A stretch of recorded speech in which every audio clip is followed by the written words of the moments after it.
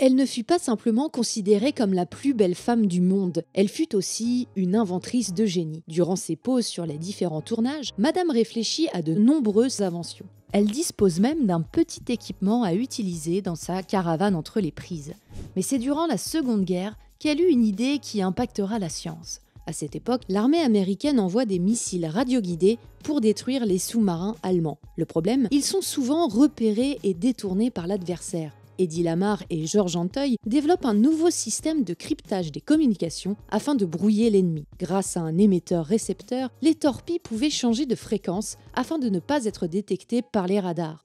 Les deux inventeurs se sont inspirés des pianos mécaniques qui fonctionnent à l'aide de papier perforé, les trous indiquant les notes à jouer. Ils proposent d'ailleurs d'utiliser 88 fréquences correspondant au nombre de touches sur un pianola. Toutefois, il faut noter qu'Eddie et Georges n'étaient pas les premiers à proposer le saut de fréquence. Un brevet similaire fut déposé en 1929 et en 1932 par un ingénieur néerlandais, décrivant une invention par saut de fréquence. Le livre de Jonathan Zenneck est un des premiers documents publics mentionnant le saut de fréquence. Son texte devient un standard durant de nombreuses années et introduit cette technologie auprès d'une génération d'ingénieurs. Un manuscrit qui se base en partie sur les travaux d'un certain Tesla. Toutefois, le brevet qu'il dépose en 1903 ne mentionne pas l'expression de saut de fréquence. Il décrit simplement une modification de fréquence. Ainsi, les Allemands utilisaient déjà cette technologie contre les Britanniques en 1918, soit 34 ans avant le brevet d'Eddie et de Georges.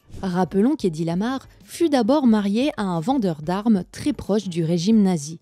Il est probable qu'elle fût exposée à ce concept en ces lieux et qu'elle ait assisté aux conversations sur les torpilles et les problèmes de guidage que présentaient ces dernières. Eddie rapporta à Georges les discussions de son ancien mari, affirmant qu'elle avait des idées pour corriger les problèmes de guidage sécurisé. She wasn't technical. She would think of concepts, ideas, not how it worked.